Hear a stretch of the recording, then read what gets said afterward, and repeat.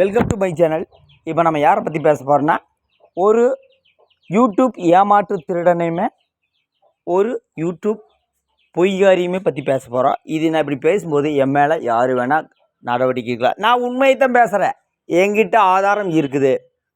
அதாவது அது ஒரு யாரும் இல்லை, இந்த மாதிரி ஏமாற்றிட்டு காரில் உட்காந்துட்டு ஒரு 4 பேர்த்த வச்சு வாய்ஸு பேசிட்டு ஒரு சிரிப்பு சிரிக்கிறாரு. அந்த சிரிப்பு சிரிக்கிறாரு ஏமாற்றுக்கார இளவரசன் தான். அவர் போதை போட்டு வாயில் புகையில் வச்சு தான் பேசிகிட்டு இருக்கிறார். இந்த ஆளுகிட்ட தான் போய் மருந்து வாங்கி அப்படியே வாயும் ஆனந்தப்படுறாங்க. அண்ணா உங்கள் தியாகத்துக்கு அளவு இல்லை. அந்த தியாகி கொஞ்சம் எங்கேயாச்சும் போலீஸ் ஸ்டேஷன் பக்கம் வந்தேன்னா நானும் வர்றேன், அவரோட ஆதாரத்தை நான் கொடுக்குறேன். அந்த ஆள் வந்துச்சுன்னா வெளியவே போக முடியாது. அப்புறம் சில பேர் சொல்லியிருக்கலாம், பல பேர் சொல்லியிருக்கலாம். பொதுவாக நம்ம ஒரு ஹோட்டல் கடை வைக்கும்போது முறைப்படி லைசன்ஸ் வைக்கணும். இல்லைன்னு ஃபுட் ஆஃபீஸர் வெளியே தள்ளி சீல் வச்சிருவா. நம்ம ரோட்டு கடையாக இருந்தாலுமே கவர்மெண்ட்டுக்கிட்ட பர்மிஷன் வாங்கணும், இல்லைன்னா அவனும் வெளியே அடிச்சிருவா. அப்புறம் பெரிய ஹோட்டல் கடையில் ஒரு ரேட் இருக்குது, சின்ன ஹோட்டல் கடையில் ஒரு ரேட் இருக்குது. பெரிய ஹோட்டல் கடைக்கு என்ன ரேட்னா அவங்க வாடகை கொடுக்கணும். சின்ன ஹோட்டல் கடைக்கு ரேட் கம்மியாக இருக்கும். அதுக்கு பதிலாக நாம் கமிஷன் கொடுக்கணும், அதாவது லஞ்சம் கொடுக்கணும். அது சில பேருக்கு தெரியாதாட்டுக்குது. அது தொழில் பண்ணால் தெரியும், தொழில் பண்ணலாம் அதை பற்றி தெரியாது. இதை நான் எக்ஸாம்பிளுக்கு சொன்னேங்க, யாரையும் சொல்லலை.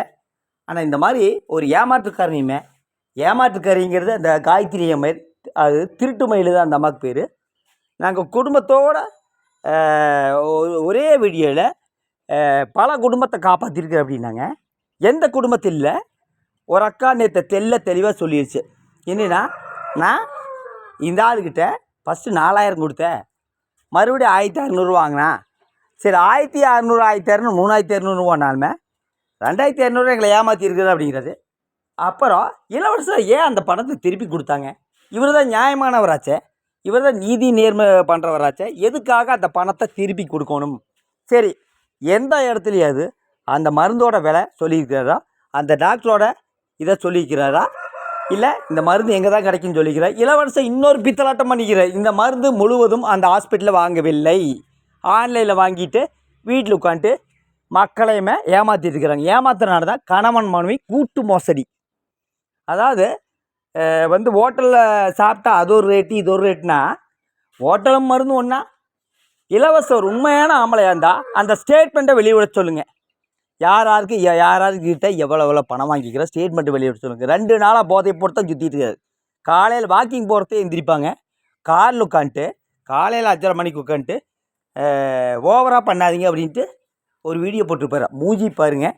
இந்த மருந்து சாப்பிட்டா சைட் எஃபெக்ட் வராதுன்னு இவர் உத்தரம் கொடுத்து ஒரு பேட்டி கொடுத்து சொல்லுங்கள். நான் அதை கொண்டை ஒரு கலெக்டர் ஆஃபீஸ்லேயோ ஒரு போலீஸ் ஸ்டேஷன்லையோ சப்மிட் பண்ணுறேன். இந்த மாதிரி மருந்து சப்ளை பண்ணிகிட்டு இருக்கிறாங்க, நடவடிக்கை நீங்கள் எடுங்க. இவர் கொடுத்துக்கிறாரு, எந்த லைசன்ஸ் இல்லாமல் அந்த ஹாஸ்பிட்டல்லேருந்து வாங்கிட்டு போயிடுறாரு. அப்புறம் அந்த ஹாஸ்பிட்டல்கிட்ட போவாங்களேங்க. அப்புறம் ஒரு டாக்டரு இவ்வளோ மருந்தெல்லாம் கொடுக்குறதுக்கு வாய்ப்பே கிடையாது. அதை விட்டு போட்டு நீங்கள் ஹோட்டலில் சாப்பிட்றதுக்கு முறையாக லைசன்ஸ் வச்சு ஹோட்டலில் தான் நடத்துவாங்க. லைசன்ஸ் எல்லாம் ஹோட்டலில் எடுக்க மாட்டாங்க. அதுக்கெல்லாம் வாடகை கொடுக்கணும். மொத்தத்தில் நம்ம இளவரசன் என்கிற பொய்காரியும் பொய்காரனும் காயத்ரி என்கிற திருட்டு பொய்யாரிங்க தான் இந்த கூட்டு சதி பண்ணியிருக்கிறாங்க.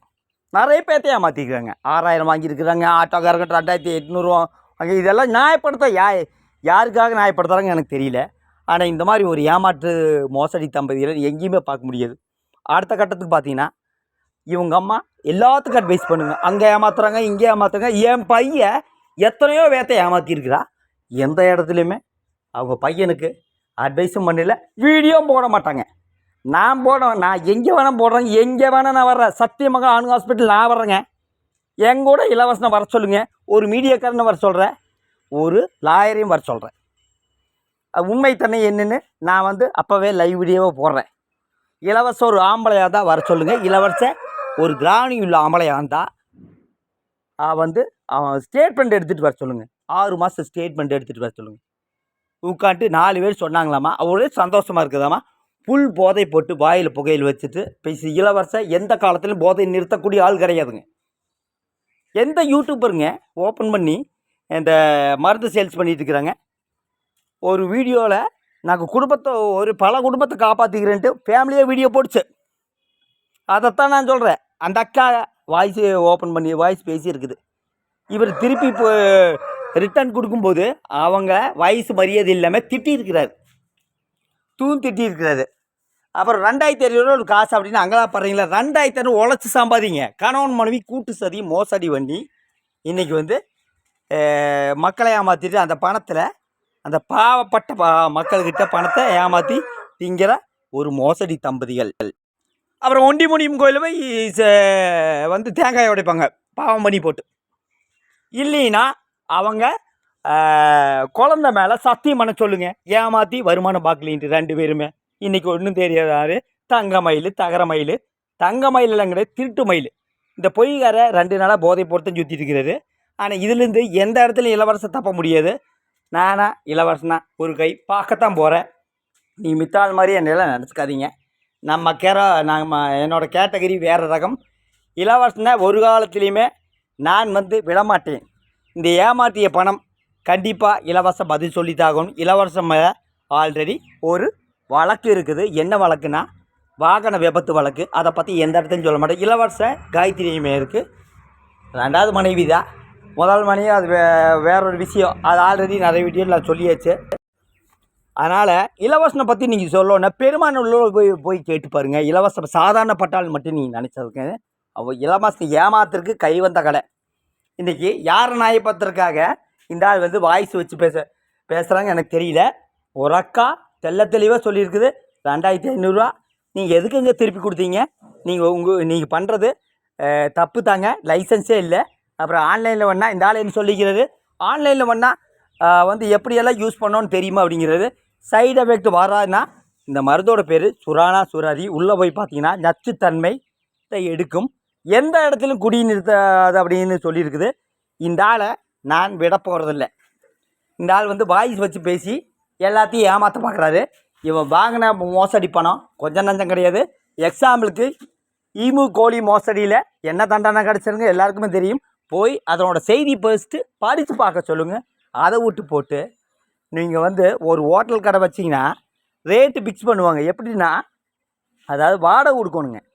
அந்த வாடகை கொடுக்குறது நாம தான் ரேட்டு ஃபிக்ஸ் பண்ணி ஆகணும். ரோட்டு கடையாக இருந்தால் கம்மியான ரேட் இருக்குது, அதுக்கும் வாடகை கொடுக்காமல் இருக்க முடியாதுங்க. மாநகராட்சிக்கு பணம் கட்டணும். அதுதான் சொல்கிறேன். நம்ம இளவரச மக்கள்கிட்ட நூதன மோசடி இப்போ வாய்ஸ் வச்சு பேசி தப்பிக்கலான்னு பார்க்குறாரு. இதே வாய்ஸ் தான் நான் போட்டேன். இன்னும் என்கிட்ட நிறைய வாய்ஸ் இருக்குது. அது இல்லைன்னு இளவரசம் மறுத்தா சம்மந்தப்பட்டவங்கள நானே உங்களை பேச சொல்கிறேன். ஆல்ரெடி அவங்களே பேசி ஒரு யூடியூப் சேனலில் வீடியோ இருக்குது. திருப்பி அவங்க பேசின வீடியோ லிங்க்கு கீழே பண்ணுறேன். ஆனால் இந்த மாதிரி ஒரு மோசடி தம்பதியில் நீங்கள் எங்கேயுமே பார்க்க முடியாது. உட்காந்துட்டு வாழ்த்திட்டு இருக்கிறாங்க. உங்கள் தியாகத்துக்கு அளவே இல்லை. ஏன் பேங்க் ஸ்டேட்மெண்ட் வெளியிட மாட்டேங்கிறாங்க? நான் என்ன கேட்குறேன்னா, நீங்கள் தப்பே பண்ணலையே. உங்கள் பையன் மேலே அந்த ஒண்டி முனிப்பன் கோயிலில் அடித்து சத்தியம் பண்ணுங்க பார்க்கலாம். நாங்கள் வந்து தப்பே பண்ணலைங்க, நியாய விலைக்கு கொடுத்துருக்குறோம் அப்படின்ட்டு ஒரு வீடியோ போடுங்க. எந்த விலைக்கு கொடுத்துக்கிறேன்ட்டு ஒரு வீடியோ போட சொல்லுங்கள். அதை விட்டு போட்டு வாய்ஸ் நோட்டு யார் வேணால் பண்ணலாம். என் பக்கத்தில் இருக்கிறவன ஒருத்த கூட்டிகிட்டு ஐயோ நீ எனக்கு ஒரு வாய்ஸ் நோட் போடணுன்னா கண்டிப்பாக போடுங்க. அந்த பொண்ணு தெரிய மாட்டேங்குது. சைடை பக்கத்து வருமா வராதான்னு தெரிய மாட்டேங்குது.